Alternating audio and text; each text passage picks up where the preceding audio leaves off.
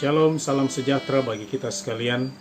Kita bersyukur pada pagi hari ini kita masih diberi kesempatan oleh Tuhan untuk menikmati hari yang indah yang Tuhan anugerahkan bagi kita sekalian. Pada pagi hari ini saya akan mengajak kita untuk merenungkan satu kebenaran firman Tuhan yang terambil dari dalam kitab Galatia pasal yang kedua ayat yang ke-11 hingga ayat yang ke-14. Galatia pasal 2 ayat 11 hingga ayat yang ke-14. Bagian firman Tuhan ini akan saya bacakan bagi kita sekalian. Demikianlah firman Tuhan. Tetapi waktu Kefas datang ke Antiokhia, aku berterang-terang menentangnya sebab ia salah. Karena sebelum beberapa orang dari kalangan Yakobus datang, ia makan sehidangan dengan saudara-saudara yang tidak bersunat. Tetapi setelah mereka datang, ia mengundurkan diri dan menjauhi mereka karena takut akan saudara-saudara yang bersunat.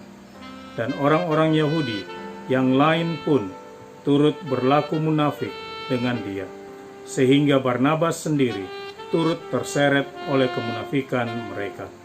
Tetapi waktu kulihat bahwa kelakuan mereka itu tidak sesuai dengan kebenaran Injil, aku berkata kepada Kefas di hadapan mereka semua, jika engkau seorang Yahudi hidup secara kafir dan bukan secara Yahudi, bagaimanakah engkau dapat memaksa saudara-saudara yang tidak bersunat untuk hidup secara Yahudi? Bagian firman Tuhan ini kita akan renungkan di bawah satu tema atau topik, yaitu integritas kehidupan orang percaya. Integritas kehidupan orang percaya. Bapak, Ibu, saudara-saudari yang dikasihi Tuhan, tentu kita semua mengenal tembok raksasa yang ada di Cina, yang seringkali disebut The Great Wall. Tembok ini merupakan bangunan terpanjang yang dibuat oleh manusia. Dari ukurannya ini, tentu tembok ini dibuat dengan maksud dan tujuan untuk mencegah serbuan bangsa Mongol dari utara pada waktu itu. Bagi orang-orang yang hidup pada waktu itu, tembok ini merupakan tembok yang tidak dapat dipanjat karena ketebalannya atau tidak dapat dirobohkan. Itulah yang membuat orang-orang yang tinggal di sebelah dalamnya merasa sangat aman. Namun sejarah mencatat bahwa beberapa tahun setelah tembok ini berdiri, orang-orang di sana telah 3 kali diserang. Ribuan musuh masuk tanpa merobohkan, tanpa harus memanjat tembok ini. Bagaimana caranya?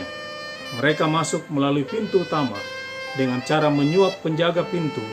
Karena hal itulah orang mengatakan, yaitu bahwa the Chinese were so busy relying upon the wall of stone that they forgot to teach integrity to their next generation. Artinya, orang-orang Tionghoa pada masa itu terlalu bersandar pada kekuatan tembok yang terbuat dari batu tersebut, sehingga mereka lupa untuk mengajarkan tentang integritas kepada generasi muda mereka. Tanpa integritas para penjaga, kekuatan tembok besar yang luar biasa dalam melindungi dan menyelamatkan jiwa-jiwa manusia tidak berarti apa-apa. Saya ingin menggambarkan ilustrasi tembok yang besar ini seperti kekuatan Injil dalam kehidupan orang percaya. Bahwa seperti tembok besar, kekuatan Injil itu menyelamatkan jiwa manusia.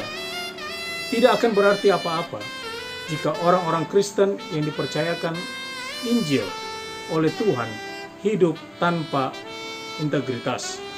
Bukankah itu telah sering kita lihat dalam keseharian kita? Pernahkah saudara mendengar kalimat seperti ini? Buat apa saya ke gereja?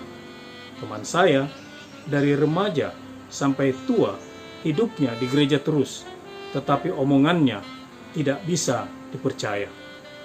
Orang melihat pribadi seseorang melalui integritasnya. Dalam bagian firman Tuhan yang telah kita baca bersama-sama, dalam kisah ini dikisahkan bahwa Kefas atau Petrus bersama-sama dengan Barnabas dan beberapa orang-orang percaya Yahudi duduk sehidangan dengan orang-orang percaya non-Yahudi di Antiokhia. Ketika mereka sedang duduk makan bersama, lalu datanglah sekelompok orang-orang dari kalangan Yakobus yang adalah orang-orang Yahudi ke Antiokhia. Ketika Petrus melihat itu, Petrus lalu mengundurkan diri dari keberadaan mereka bersama-sama dengan orang-orang non-Yahudi yang sedang sehidangan dengan mereka. Perbuatan Petrus ini mempengaruhi orang-orang Yahudi yang ada pada saat itu yang sedang bersama-sama dengan dia. Sebab di dalam ayat yang ke-12 di situ mencatat bahwa dengan secepat itu juga orang-orang Yahudi yang sedang sehidangan dengan orang-orang non-Yahudi turut mengundurkan diri, termasuk Barnabas. Ketika Paulus melihat hal ini, lalu kemudian Paulus menegur Petrus karena perbuatannya yang disebut dalam ayat yang ke-13, kemunafikan. Bapak, Ibu, saudara-saudari yang kasih dalam Tuhan, integritas, lawan dari integritas bukan tidak berintegritas, tetapi kemunafikan. Dalam Kamus Bahasa Indonesia, kata munafik itu diberi arti sebagai suatu perbuatan yang tidak sebagaimana mestinya, atau menggambarkan seseorang yang tidak sebagaimana adanya dia, bagaikan seorang yang sedang mengenakan topeng. Itulah kemunafikan. Jadi, pada saat itu Petrus, orang-orang Yahudi, bahkan Barnabas yang dikenal sebagai orang yang penuh dengan kuasa Roh Kudus dan beriman, dalam Kisah Para Rasul dicatat itu, turut memperlihatkan kemunafikan itu. Nah, Bapak, Ibu, saudara-saudara yang kasih dalam Tuhan, kemunafikan ini sangat berbahaya dalam kehidupan kita sebagai orang-orang percaya. Kemunafikan ini bagaikan wabah virus yang begitu cepat merajalela. Kemunafikan ini bagaikan sesuatu yang dapat atau merobohkan tembok yang besar karena tidak adanya integritas hidup yang baik dalam kehidupan orang.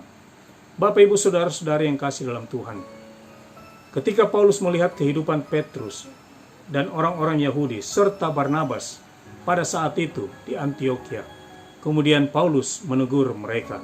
Di dalam ayat yang ke-14, Paulus kemudian berkata kepada Petrus bahwa kalau sekiranya engkau adalah orang Yahudi, namun tidak bisa memperlihatkan sikap orang Yahudi dengan kemunafikanmu, bagaimana engkau dapat memenangkan orang-orang non-Yahudi untuk bisa mempercayai iman atau bisa mempercayai Injil yang engkau sampaikan. Bapak, Ibu, saudara-saudari yang kasih dalam Tuhan, inilah salah satu contoh simpel dalam kehidupan kita, bahwa seringkali kemunafikan itu masih ada di dalam kehidupan kita.